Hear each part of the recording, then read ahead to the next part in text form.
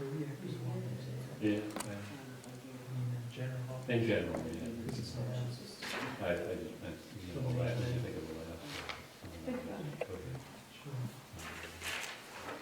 Yeah, it's approval forward. Maybe have a couple Yeah. Jump through the juices. Yeah, that was just 35.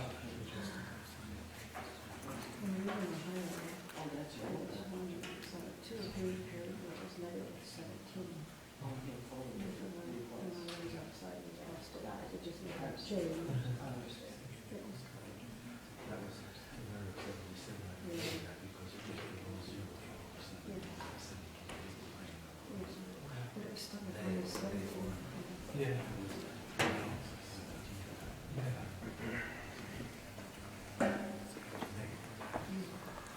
That makes it easier.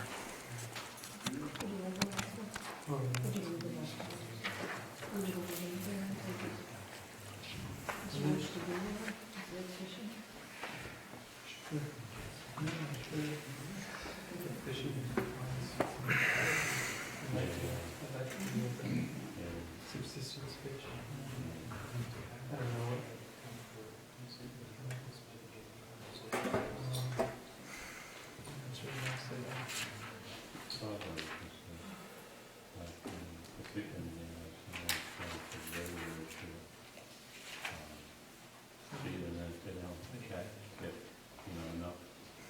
like they're getting all their fish for the winter, basically. And they don't get enough, they could swim. Did you see them in the tree here? Yeah, shoot. See them in the chat room? What fish, different type of fish? Yeah. Well, I've got enough to say.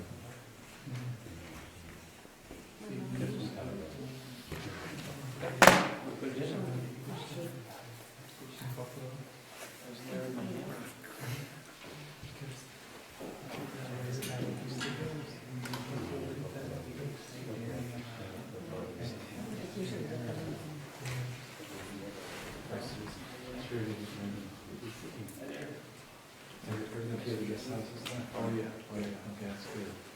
Great. The media is good. I didn't realize.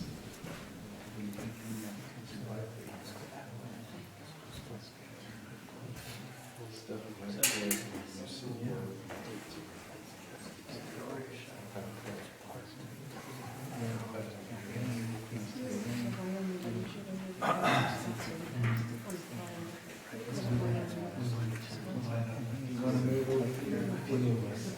It is here, let me see.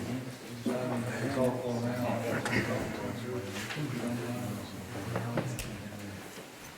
Okay, well, Vice President. It is, President. Thank you for all for coming this evening. We're honored to have Dr. Deacon Stephen Muse with us this evening, and it's a wonderful blessing to have him with us. So he gave a clergy retreat over in Oliphant today, and tomorrow we'll be giving a faculty retreat. And I know you'll be having a personal retreat in Taylor. We're going to see the miraculous life on Saturday, so we're glad that he's here from Atlanta. And, Dr. Deacon Stephen is a wonderful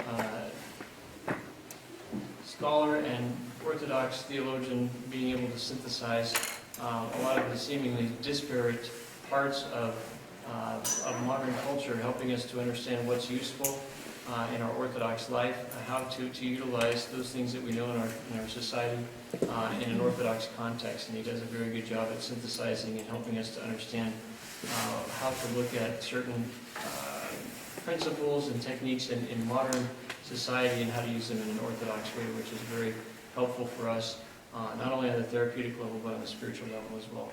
So we'd like to extend a warm welcome to Dr. Deacon Stephen. We're so glad to have you with us, and we hope that you enjoy your stay while you're here. We're honored to have you with us. Thank you. Thank you for being with us. Christ is Very happy to be able to share this with us this evening. It's Shroud is something I became interested in 1976. I discovered it while at Princeton at seminary, a Protestant seminary, which is kind of a strange way to discover it. But when I looked at the face of the negative of the shroud, which I'll show you, you've probably all seen this part. The shroud itself, the actual image, is, when you take a picture of it, the negative is a positive. This is one of the first odd things. And when I looked at that face, somehow I just said, this is the face of the human Christ. And I never have let go of that, even when they did the carbon dating of it. I heard this, but I just couldn't believe it. Of course, I think that's basically, by a chemist, has been debunked because, strangely enough, they took parts of the repaired shroud and then carbon dated two different ones. So I want to share with you what, over the years, this has expanded. I promised Father Sergius I would keep this to an hour. I'm going to try very hard. The last time I did this, it was a 4-hour presentation. And people did not want to leave. They wanted to keep staying. So, but that's Georgia, so Pennsylvania. So let's just start. And I've added various things in because it just connects with a little bit with iconography and astronomy, and so I share what I have. Some of it will be a little fast, but we'll have time for questions at the end. And if you really want to stop me in the middle, just raise your hand, and we will. All right. Now, this wall painting depicts the healing of the paralytic, and it's the earliest known representation of Jesus. This is accepting, of course. There is the tradition that says we have icons of the Holy Mother that go back to Luke, but extant, this would be considered the earliest known representation. What do you notice about the figure of Jesus in the fresco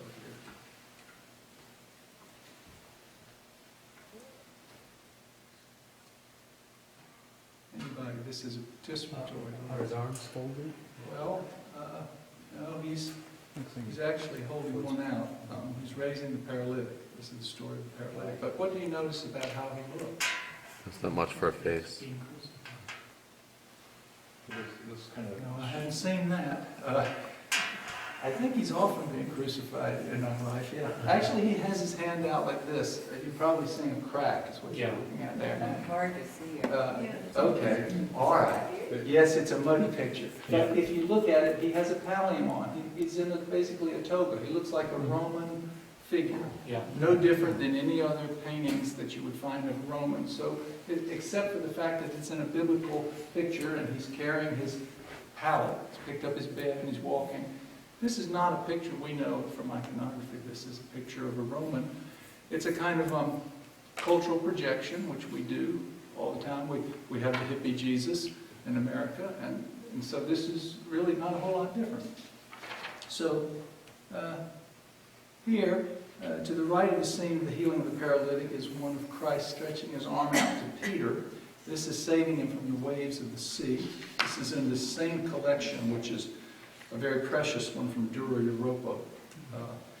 This was from a house church that was unearthed 3rd century. It could hold about 100 people, and it was preserved under mud in 258 during a Persian attack. Everything was buried, and so it's sort of like Pompeii. And so all these pictures on the murals, the baptistry, was all preserved. And these paintings date to around 235 AD, so let's keep in mind that St. Irenaeus dies 202. We have a living link through St. Ignatius, St. Polycarp, Apostle John, Jesus Christ. I mean, clear 200 years, so we're very close to the living testimony of the 1st century, which I always like to tell folks. I mean, this sort of nonsense about did Jesus exist and all this stuff that gets our attention. People take this seriously. We have a living historical link of so many different verifications, and this is, I like to remind folks that this church, this active church of 100 people with a baptistry fully with icons, but not the kind we know, was very close to the 1st century. And this existed. Let's see, let me show you. Okay, here's the Good Shepherd. This is from the Dura Europa house, 235. It is hard to see, but all of these are the same. This is from the baptistry. Now, keep in mind that at this place, there was a garbage dump, and they found parts of text that were the same as the Diatessaron of Tatian, 120 to 180 AD, and also Eucharistic text that's so closely related to the late first and early century Didache that they could actually fill in gaps. So this was from a garbage dump. So we're very close to the beginnings of Christianity, and know now that this literature that for us is precious was in the garbage dump. Samaritan woman at the well. You can see how immensely colorful this was. What a beautiful house church this was. And this is the baptistry. All of them were rich, intense color. Samaritan woman at the well, that's the reconstruction of it. And now, this is an aerial view showing how Dura Europa was laid out. This is 235 AD. What does it suggest to you, knowing that this is a picture of life in 235 AD in a part of the Roman Empire that for about 60 years exited the Roman Empire, the Palmyran Empire, Syria, Egypt, in that area for about 50 years was out of the Roman Empire. And what you see here, you may not be able to read it from here, but you have the temple of Zeus, Artemis, Christian house church, synagogue, the Praetorium, temple of Bel, Roman barracks, military temple. There were 8 different languages in this city confirmed. They had Greek, Latin, Aramaic, Hebrew, Hadrian, Palmyran, and two dialects of Persians, Middle and Sephardic. So we have an immensely multicultural city, 1,800 years before we discovered multiculturalism in the United States. And all of these different temples and different religions that were coexisting in one city. Jewish, Christian, Roman, and these languages. This is, in and of itself, a fascinating development to consider as Christianity began to take root, how it existed here without persecution in the Roman Empire, and contemporaneous with all these other faiths.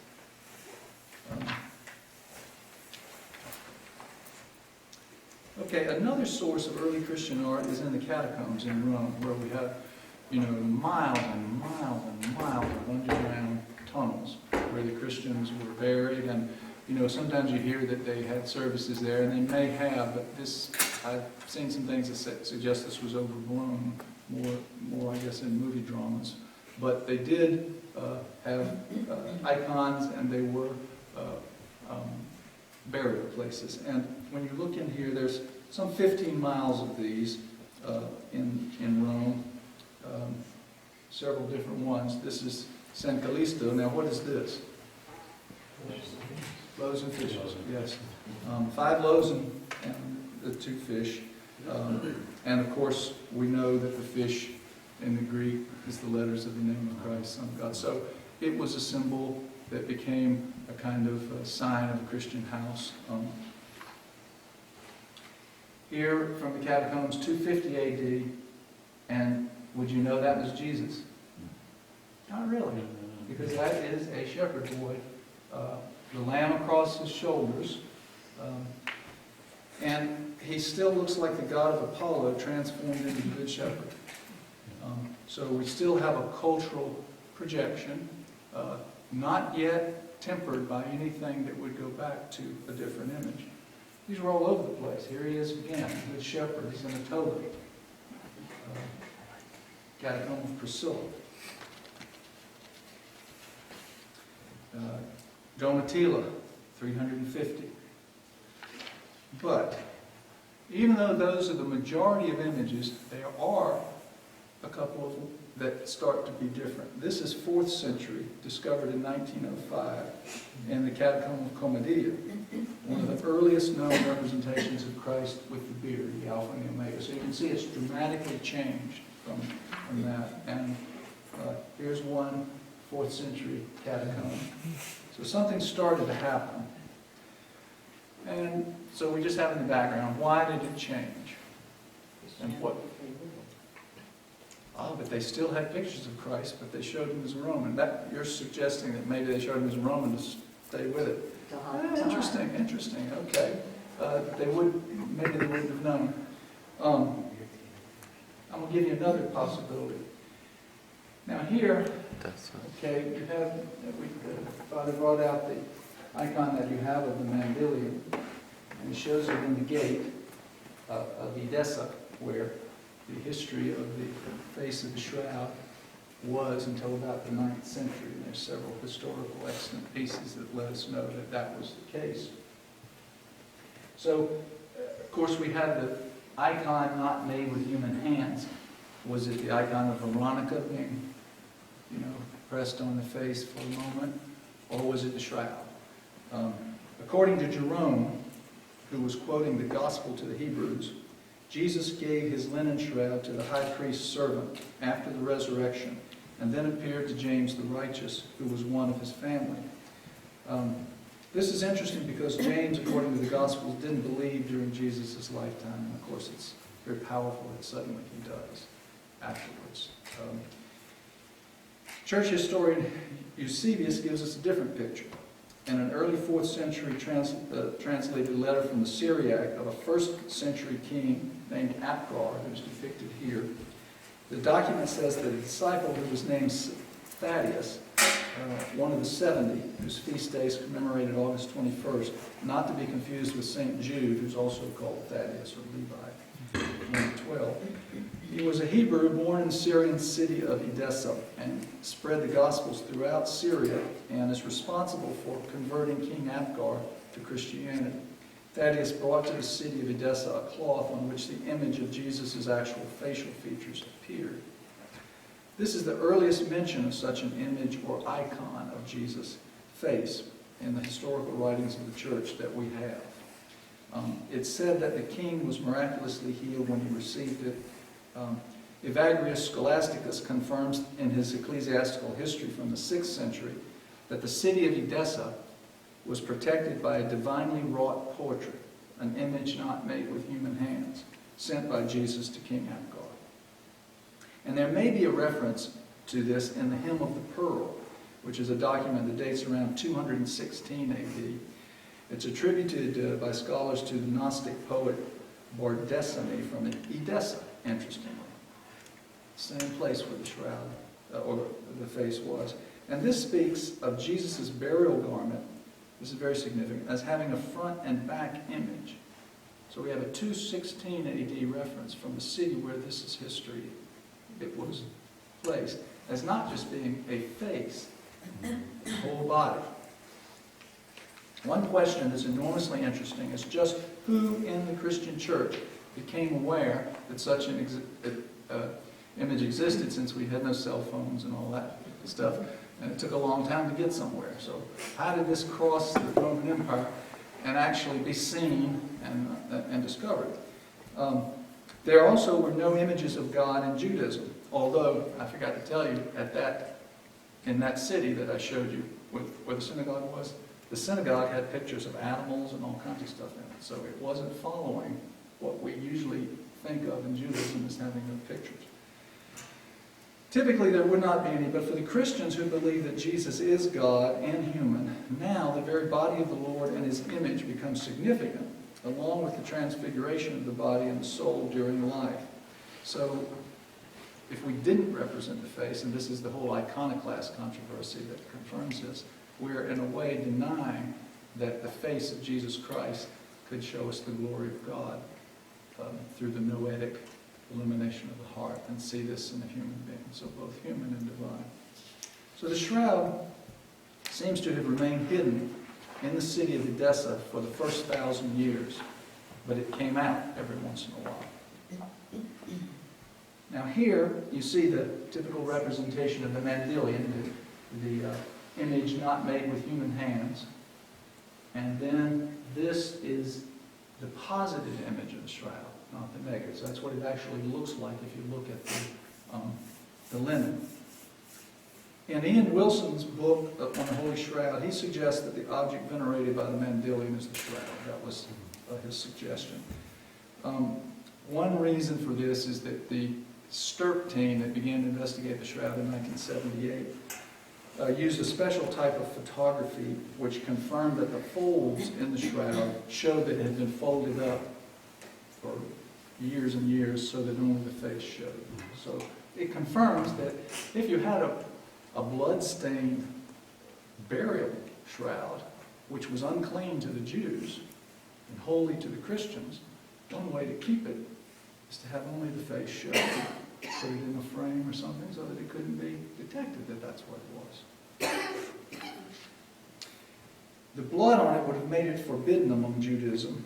And of course, if you know, when you see the Passion of Christ and you see the women mopping the floor very hard, they were getting up every trace of blood because that could not be left. And this will be significant too when we look at what happens at the end from the forensic studies of the blood and albumin on the shroud, what it can tell us. All right, now, 550 AD, one of the most important icons that exists, and one of the earliest at St. Catherine. Of course, I'm not saying that this is what they were doing by any means, but it's very interesting because I think this is a theological picture. But the left side of the brain controls the right side of the body. The right side of the brain controls the left side. We know that dogs look into the left eye. Why do they look into the left eye? Why? So they can see the right brain. And why do they want to know what's going on in your right brain? Because they want to know how you feel. They want to know if you're safe and if you love them. Watch their eyes. Okay, so this has been studied. Now, I imagine there could be some people that have this brain a little mixed up, maybe left-handers, I don't know. But that could confuse the dogs. We'll have to think about that. But normally, the left side, and you could ask yourself, too, where do you look usually when you're looking at a person? Which eye do you tend to focus on? This is a whole other area in terms of limbic resonance and what a baby does when it looks at its mother, and how you can video the mother's face and show it to the baby in a lifelike way. The baby will go into distress within a second because it realizes that there is not the call and response that lets it know it's in contact. The liturgy begins very early. The liturgy for the baby is alive, and it's getting a limbic resonance which lets it know it's welcome. If it doesn't get that back, it goes into distress. Which side, let me ask you, we'll speed this up and I'll show you something. Which one of these would you want to confess to? Now, what this photography has done is it has doubled each side to show you what you are seeing here, which is very powerful and hits you in a couple of different ways because it is touching both mercy and compassion and welcome and judgment and dispassionate regard.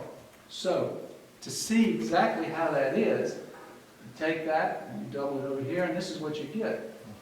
This man is very different from this one. I suppose this is the bishop. And this one seems to be Jesus meek and mild, who loves everyone, and we need not worry about the things that we worry about all the time. Just welcome everybody, and all will be well. And actually, this one's not. I mean, he's fierce, but it's not repellent. There's a great beauty there, too. Yet, alone, these are probably heresies. Because they do not have the fully God, fully human, in one person, theological accuracy. And so this one is extremely important because it is living representation of the mystery of Christianity and its revelation.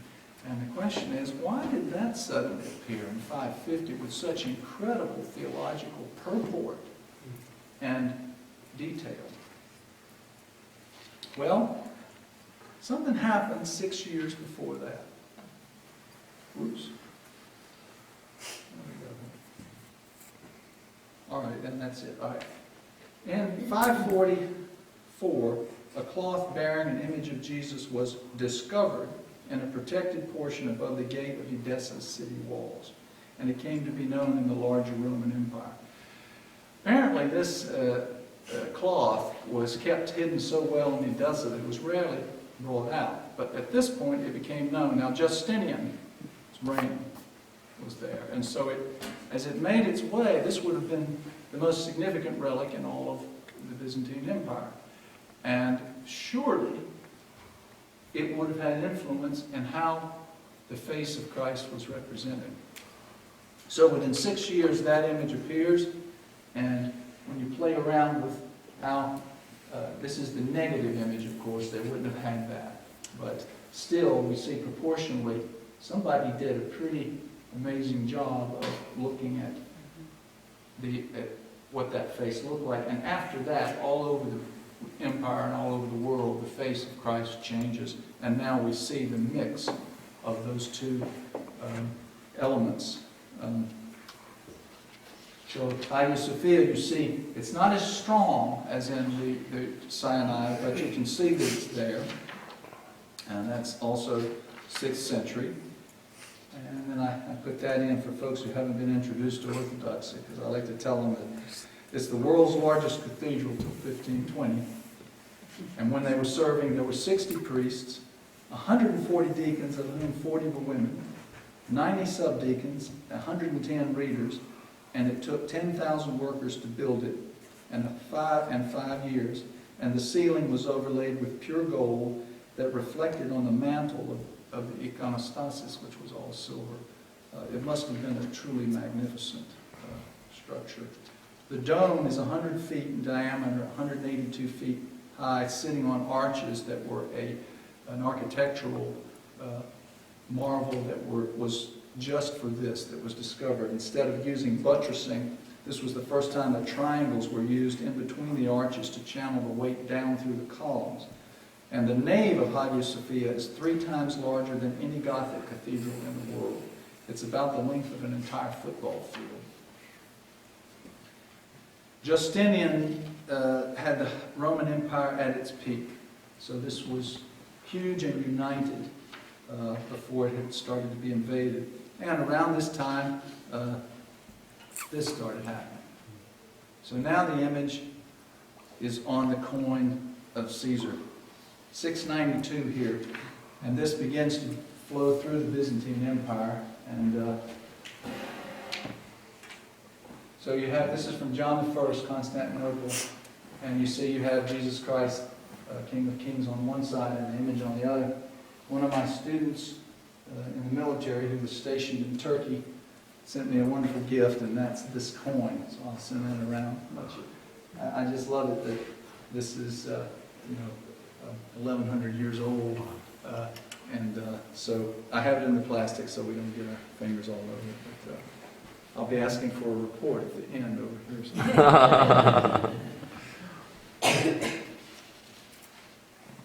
Now this is, someone has studied all the details of these icons to see, now what is it that goes to the shroud? And so here you see a bunch of them that start to be things that are common on all the icons. Now, interestingly, a raised accent below the nose and large left nostril, some of this may well be from the distortions of the beatings that the person took. So there's swelling and different things we'll talk about forensically, but what got copied over may well be some distortions in the face. One further interesting detail worth mentioning in connection with iconography is related to the fact that the figure in the lower legs, hands, and torso of the image in the shroud is a well-muscled person who was tall for his time, about 5'11", 185 pounds. And some things have been made about the fact that his arms seem to be a little bit longer proportionally than his body, and that normally they don't go down quite so far. when you're laying down like that. But we have to keep in mind that when he was on the cross, his arms were dislocated and he was stretched. So this makes perfect sense in terms of how the arms would have been lengthened. In the 6th century in Spain, a typicon for worship existed which was called the Mozarabic rite. And one of the readings used during Pascha concerned the finding of the empty tomb. It states that Peter and John ran to the tomb and, quote, saw the recent imprints of the dead and risen man on the linens. The word, translated as imprints of the dead, suggests yet another connection in the liturgical life of the church and its historical memory of the shroud. Now, St. John Damascene in 730, he mentions, this is really, except for these other oblique references, the first definite historical reference that the shroud was the whole body. He does this on Holy Images. He describes an oblong grave cloth that he had experience personally with, and this may be its first mention. Pope Stephen III in 752, not long after that, writes that Christ had spread out his entire body on a linen cloth that was as white as snow. On this cloth, marvelous as it is to see, the glorious image of the Lord's face and the length of his entire most noble body has been divinely transferred. In 1201, Nicholas Moserides, the sacristan of the Pharaoh's chapel, where the image of Edessa was kept, described a ceremony in which he says, "Here he rises again, and the syndome, or shroud, is clear proof, still smelling fragrant of perfumes, defying corruption because they wrap the mysterious naked body from head to feet." I doubt that the perfumes on the shroud 1,200 years later were myrrh or anything else they put on there. It was the holy relic. And so there was a different fragrance that was there. This is Edessa, modern-day Turkey. This 944, the Byzantine emperor removed the shroud by military force and took it to Constantinople. This was Romanos I, and he had to have an army to do it, and it remained in Constantinople for the next 250 years. Now this is modern Syria, and the town was inhabited since 2000 BC. It may well have been associated with Abraham and Urfa, Abraham's birthplace, there's some question about that. Recently discovered ancient Greek documents at the Vatican tell us about the arrival of the cloth in Constantinople after its removal from Edessa, and describes it with full-length image of bloodstains and a side wound. So it's pretty clear historically where this was. So for the next 300 years, it's there. But then the empire gets in trouble. And in 1053, the Bishop of Rome, sent the emissaries to Constantinople, wanting recognition of the Pope's universal jurisdiction over Christendom and military help to fight the invading Normans. When Patriarch Michael Ceruleus refused both of these, military help as well as the recognition, the Pope's legates excommunicated him. Of course, the Pope was dead, so they had no official authority. But it didn't stop anything, and Michael Ceruleus, the Byzantines excommunicated the Romans, and so it begins. So after this great schism, the division began to lead to changes in the two churches. But we want to keep in mind that in 1182, before we usually, we say, well, the Fourth Crusade went in and ransacked Constantinople. Before we get self-righteous about that, we have to realize that in 1182, 60,000 Roman Catholics in Constantinople, who controlled most of the maritime trade, were killed by the Byzantines. There was a Hatfield and McCoy feud that was going on. It took a while for one payback to hit the other, but when the Crusades, when the French Knights in 1204 came back 22 years later for payback, They attacked and looted Constantinople and took all kinds of relics, including the shroud, back to Europe. Theodore Ducas Anglelos writes, the Venetians partitioned the treasures of gold, silver, and ivory. The French did the same with the relics of the saints and the most sacred of all, the linen in which our Lord Jesus Christ was wrapped after his death and before the resurrection. So we have a historical record of that. Now, are there any Presbyterians in the audience? All right. John Calvin was a very logical man. He began to write what's his thing? Calvin's Institutes when he was 21. When you're 21, you know how the world should be, and it should follow reason. But he says, that either St. John is a liar, or else anyone who promotes such a shroud is convicted of falsehood and deceit, because they were you need more than one witness. Well, we have more than one witness. And, of course, he was fighting in 1543. The shroud was making its way around in Europe, and the Protestants were trying to be valid. And the shroud was quite a piece of something within Catholicism that could be an objection. So relics and all that, including the shroud, had to be pushed away. Well, John Calvin, there are several witnesses.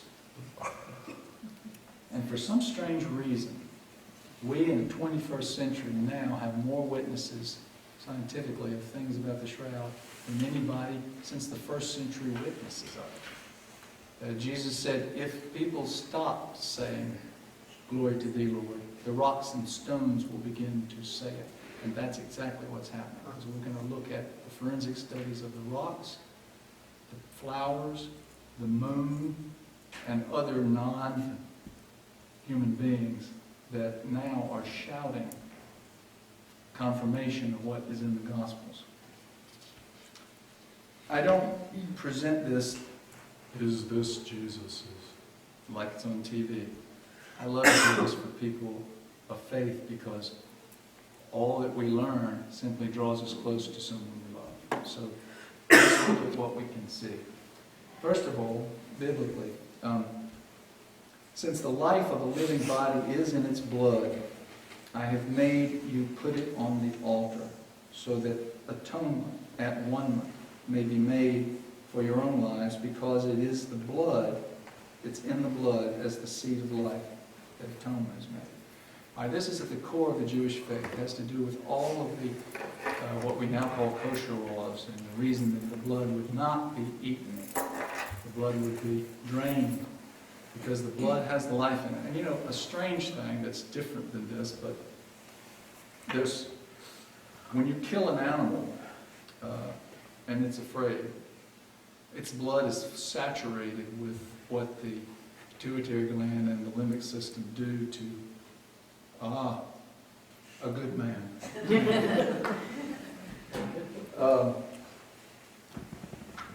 With its fear. So if we eat the blood of animals killed and mistreated, we are at a biological level, and maybe at a certain other level, being filled and affected by their terror. I think it's not insignificant that ancient peoples, particularly some of our Native Americans, only killed with prayer, and they used every single part of the animal, and they respected it in such a way that this came from the Great Spirit. This prayer is far more than us that flap our jaws before we eat and then eat like a dog.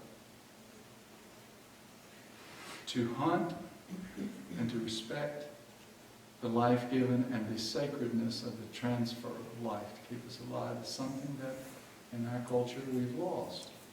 And we hunt for sport, like one man who was quoted in the newspaper as shooting the toes off a raccoon while his dogs barked below. And he said that's the fun of it, shooting them off one at a time. This is a whole other thing in terms of what happens to us when we become so dissociated and so removed from the personal aspect of life. The Eucharistic nature of thine own, the deer is thine own, the squirrel. We offer thee. When we lose that, we're deeper and deeper into chapter 3 of Genesis, where we have objectified the world, and as one corporate CEO said, the only way the world can be saved is to own every piece of it. That's downright scary. We had enough trouble with slavery and owning people. To own the world and extract a profit from it is the only way we can save it. This is Antichrist. This is a whole other area to go to look at. So, Matthew 27:25, His blood be upon us and our children, a kind of ironic prophecy, which we hope is true at one level, but it will be true because it's also true that we're killing it. I'm going to skip this one. It's Lewis, but Lewis is just making the point that if Jesus forgives you for hurting this person, this is crazy. How can he do that? This is the person who has to forgive. But if hurting him is hurting Jesus, then of course he can. So this has huge theological implications for us if we say that all sins are sin against Christ. We're saying something very important theologically. Okay, to the forensics. I'm way behind. We've got 20 minutes to get to the meat of this. 22, all right. This is the backside of the shroud, and what you'll see is what lets the people know that one man was tall, one man was short, and they used something called a flagrum. And they hit at angles, and there are 120 lash marks with this instrument on the back. Not a single one on the front. If you were hit with this kind of thing, it tended to rip open the flesh, and it caused pain to the point of seizures, tremors, vomiting, and cold sweats. This is what it looked like. Little tiny kind of barbells. Someone described it as seashells, but that's something I'm going to have to investigate because this is the picture I have of it. So it was metal. And one Eusebius says that eyewitnesses said that veins were laid bare, the muscles, sinews, and bowels of the victim were open to exposure. So it must have been pretty bad. Now, 120 lashes, what do you know about Jewish law? You couldn't give 120 lashes. You only could give 39. That's the maximum. So, one reason this person, if it was Jesus and they wanted to turn him over to the Romans because they wanted him hurt worse than they could do it. They couldn't execute him and they couldn't give him more than 39 lashes. If Pilate didn't want to kill him, he beat him so bad that it might have been enough to give him back, but they still didn't want him. They said, give us Barabbas, son of the Father. And so he was crucified. But by the time he was there, he had been beaten so bad, they can tell from the forensic studies that he was dehydrated already, probably in a very weakened condition, even though he was quite strong and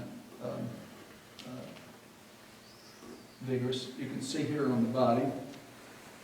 The man in the shroud suffered blunt trauma to the neck, chest, and shoulder from behind, which caused neuromuscular damage to the entire brachial plexus. It affects the nerve impulses to the shoulder, the arm, and the hand. And this is the kind of injury that would happen if your neck was forcibly pushed in front by an object behind you, which would have been likely a 120-pound oak beam that he was tied to and had to walk with from the place where he was beaten to Golgotha. Now, when he stumbled, of course, he had nothing to stop him, so his face would have likely hit the ground flat on, and his knees would have tried to break the fall, which is confirmed in the studies of dirt, blood, scabs and things on the knees. The cartilage in the nose is broken. There were no bones in this body broken, but the cartilage is dislocated in the nose, and there's dirt in his face. If they had hit him with that instrument on the chest, what would have happened? He'd have died because his heart would have stopped. So he was not being beaten to kill him. He was being beaten for something else. So they only hit him on the back. Now, this shows when the spike goes in here, what happens to the automatic clenching of the thumb, which is why when you look on the shroud, there's no thumb visible. The nails froze this in a retraction because of what the nerve did when that was spiked in.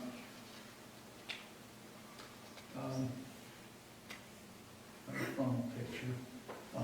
This is blood that is likely the crown of thorns.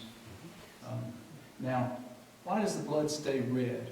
Blood's supposed to not be red, so someone said it must be dye. Does anybody know what happens if you're traumatized? What your body does? It excretes a substance, maybe bilirubin, I forget, and it causes the blood not to turn, so it will stay red. So this is a traumatized death. Now, in the 16th century, repairs were made to the shroud because of damage to and the silver reliquary that was in it. So they took cotton.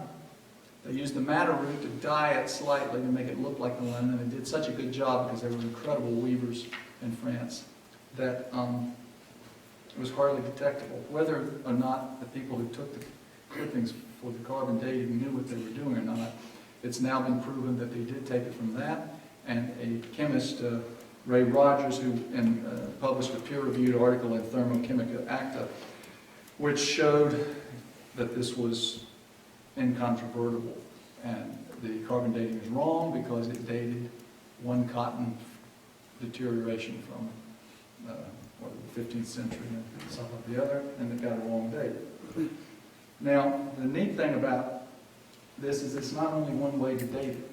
You can take something called vanillin, which is in flax, and it deteriorates like carbon-14 in a certain way, so you can tell how old something is. Vanillin that was present in linen of a medieval origin and not found in the linen 1,300 years earlier. So mummies, Egyptian mummies, we know what happens, and so there isn't any vanillin anywhere in the shroud. It's consistent with the 1st century, or possibly even a little early date. There was a little where the repairs were made, again, because you're dealing with something that was more recent. When you look on this, you can see that the blood on here seeps down into the flax. This is very significant because when we look at the image, there is no seepage. So this has to be explained. Also, one of the experts in Hamburg on weaving says that the seam of this cloth it corresponds to a fabric found at the fortress of Masada near the Dead Sea in the 1st century. It's a 3-to-1 twill weaving consistent with the 1st century Syrian design, and it's much more expensive than would have typically been available in Jerusalem, consistent with being wealthy. Joseph of Arimathea. It does not display any weaving or sewing techniques which would speak against its origin from the 1st century. It is bilirubin in the blood. The body goes into shock and the liver floods it with bilirubin, and so the blood stays red permanently. Now, here, when you look at the images on the surface of it,